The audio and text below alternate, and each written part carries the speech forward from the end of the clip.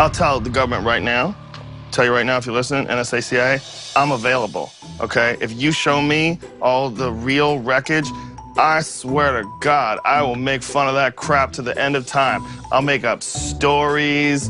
I'll lie to my mother. I don't care. You show me a UFO, I'll lie to my mother. So when you see these crisscross patterns across the sky, what do you believe is happening? See this square in the clouds? What do you believe is happening? See this square in the clouds with the ice crystal leaping up? And they did not let me answer that question.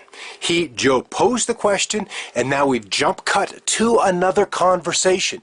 So in editing, what Joe has left, he's left a question dangling, cut. And now they've brought in my answer, my reply from a different question. How to mold the story in editing. You believe that there's some sort of technology that's controlling the weather? Sure. They want to claim climate change or carbon dioxide, but that doesn't make sense. It just doesn't wash. So there has to be some other delta, some other data, some other change that they're not considering. And in my opinion, it's zombie storms. Seriously. And in my opinion, it's zombie storms. Seriously. Another edit. I would have never said zombie storms in that thing. In fact, in our discussions before I flew to Burbank, the producer kept bringing up zombie storms, and I'm like, WTF, what are you talking about with zombie storms? There is no such thing. And so they're editing to try to get that zombie storms, because if you're going to create this headline for a piece or a segment, you need something. Man versus man, or brother versus brother, or zombie storm, something that is of high interest or is sensational, and that's what they're doing with sound editing. Zombie storms? Seriously, that's all in editing. That's a lie.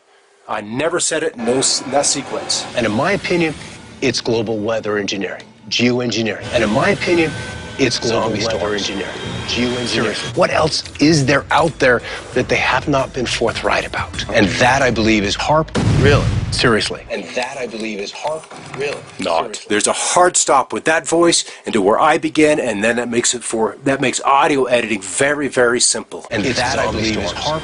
Really? Seriously. And that, I believe, is HAARP. Really?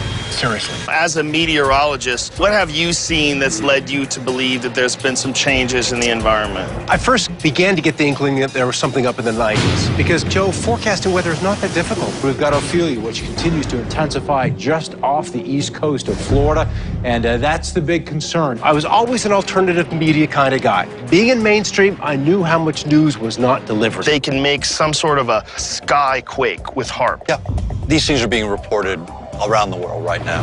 Imagine a beautiful day. You're staring up at the sky, and then all of a sudden you hear what sounds like the end of the world.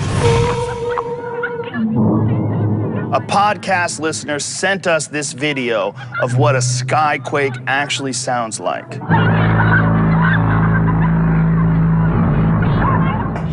podcast listener. And that is my front row street, that is my Moonlight Way, that is my hand, and that is my San Luis Valley, and that is my home video. This video has nothing at all to do with skyquakes. Yet, Joe Rogan and his crew felt that they could make fun of this or create the video which would further their telling of the story. Even if it was a complete lie, they went ahead with it anyway. That's a fraud. There is no audio except for that of my voice over that piece of video. You can see the Virga now reaching to the south. A podcast listener sent us this video of what a skyquake actually sounds like. Look at the gusty winds, the cooler air. As far as getting... Here's what I learned on my journey. What people are calling chemtrails are not the government spraying evil chemicals on you. They look like clouds because they are clouds. The HAARP thing is a bit more confusing. It's terrifying when you're too dumb to know who's stupid. And unfortunately, that's where I find myself. And the only people who really know are the people that are working at HAARP. And none of them are talking. And I wouldn't talk either. And none of them are talking. And I wouldn't talk either. Are the world's governments manipulating the weather and creating huge zombie freak storms? We shall propose further cooperative efforts between all the nations in weather prediction and eventually in weather control. There are people that believe that the cloud-like trails you see in the sky behind jets are actually the government spraying evil chemicals. Before I get into how chemtrails supposedly control the weather, I need to find out if there's any truth to chemicals being sprayed. I'm going to look into this by talking to Kristen Megan, a whistleblower who is formerly with the U.S. Air Force, and she claims that she's seen evidence that shows that this is exactly what's happening. Part of my job was to approve hazardous materials that were acquired on base, so I started to see memos come down saying, disregard certain things that are called chemtrails, that's just the theory. We're working on weather items here, weather studies. I realized this is the perfect setup. It's very controlled. You cannot go on a flight line and take pictures. If you do, you will be on the ground with an M16 in your back. I enjoyed talking to Kristen, but she's making some crazy claims. This is Craig's job, firing chemicals into the clouds in a controversial attempt to modify the weather. According to the World Meteorological Organization, 52 countries have a weather modification program. Insurance companies, like ones in Alberta, fund cloud seeding projects in order to lessen damage claims they receive. You could do it for reducing hail. They've tried it on hurricanes to modify hurricanes to reduce the intensity of hurricanes. To do that, pilots target clouds full of moisture and eject small amounts of an inert chemical. Another example is the array of technologies, often referred to collectively as geoengineering, that potentially could help reverse the warming effects of global climate change. One that has gained my personal attention is stratospheric aerosol injection, or SAI, a method of seeding the stratosphere with particles that can help reflect the sun's heat in much the same way that volcanic eruptions do. An SAI program could limit global temperature increases, reducing some risks associated with higher temperatures and providing the world economy additional time to transition from fossil fuels. Other modification programs, experimental ones done by private companies, done by the United States government, done by states across the United States, are underway. There's more than 50 of them in operation across the United States. There are programs around the world, international corporations, are modifying our weather all the time, and they're modifying it in ways that cover thousands and thousands of square miles. Most of it is chemically altered, so that what happens is that we are putting chemicals, ground-based chemicals that are shot into the air, or chemicals coming from airplanes that change and modify our weather. Have you ever uncovered any evidence where you have direct government documentation? They used it in a program called Project Popeye, where the U.S. government flooded out the Vietnamese Ho Chi Minh Trail. Cloud seeding is one thing, and it's been proven for a long time. It's a fact that they use cloud seeding to try to flood the Ho Chi Minh Trail. But there's a big difference between cloud seeding and actively spraying chemicals like aluminum and barium over our head on a daily basis. They're talking about controlling weather. I think the debate is over. I'm not buying what Michael Murphy's selling. I'm even more skeptical now. I don't think he knows enough about the weather to be talking about this, so I'm going to talk to a guy who does. His name is Scott Stevens. He's a meteorologist, and he is a chemtrail believer. Hey everybody, you probably watched the Joe Rogan Questions Everything episode of the Sci-Fi Channel that aired this July 31st. They first contacted me back in early July. David Marcus was the senior producer who wrote me the initial email back then, and it was his goal, at least as conveyed to me, to get this topic into the mainstream, to make the debunkers eat their words, not his words, but essentially the concept of what this project was supposed to do. There was so much evidence, it was so clear, so self-evident, as he expressed it to me, that it was a slam dunk. Now, with a project that had that intent expressed to me up front, I wanted to be a part of. And so I let A. Smith & Company, who was a production house for this, have access to what I had. Uh-oh, here we go. HAARP. Every conspiracy theorist's ears just got a little bit bigger. For those of you who don't know what HAARP is, it's a top-secret military installation. The strange weather patterns, the zombie storms. Even though it's clear that something's going on, I'm not buying that chemtrails are causing all these things. I'm going to talk to a man next. His name is Mick West, and he runs a debunking website where he clearly and scientifically analyzes all of the problems with the conspiracy theories behind chemtrails. Well, hello, Mick. Hey, Joe. Thanks for taking the time to educate us. Yep. Are chemtrails real? No, it's impossible to make a mile-wide trail by spraying powder. What are your thoughts on weather manipulation in the first place? What are your thoughts on, like, HAARP? Well, there's really wild speculation about what HAARP could actually do. Like it could, create earthquakes and change the weather. But that's just basically wild speculation. Just because there's HAARP patents that say, you can cause earthquakes, it doesn't mean anything. The fears of HAARP, you feel, are just based on ignorance. Yeah.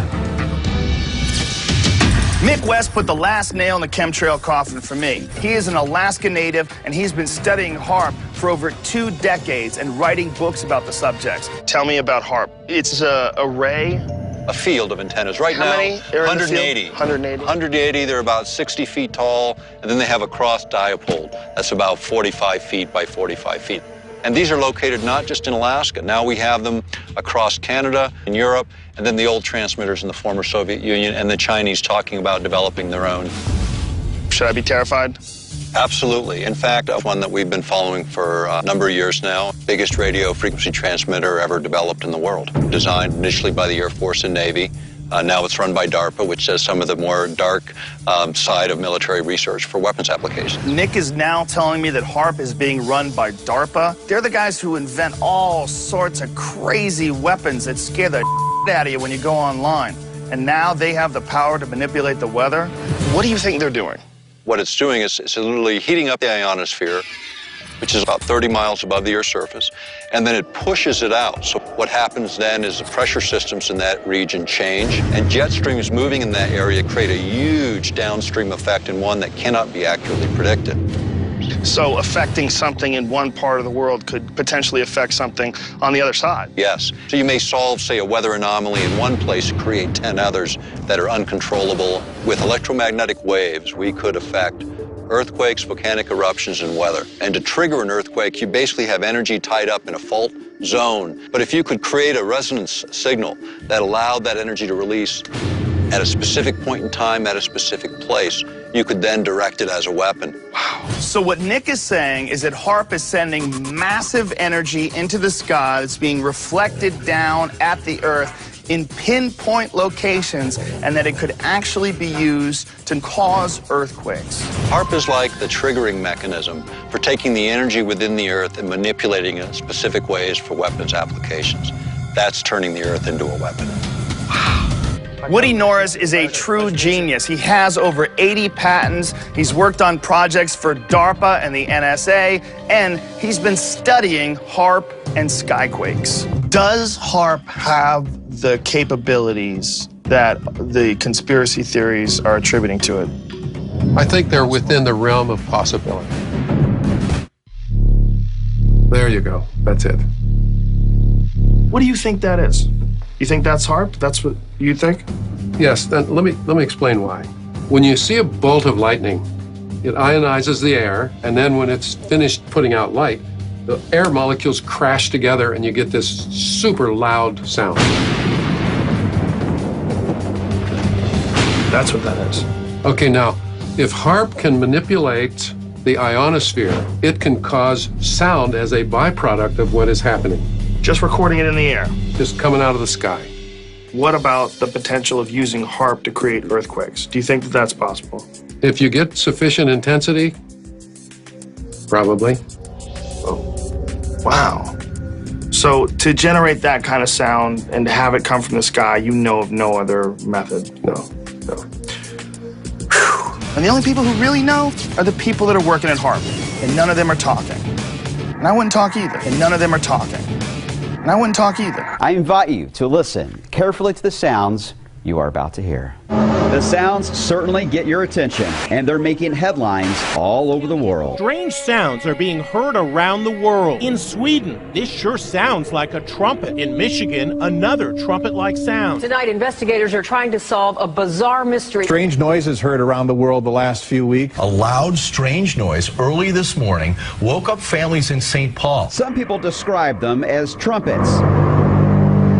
Others called it a long hum. The mysterious sounds were also captured on national TV during a Tampa Bay Rays baseball game.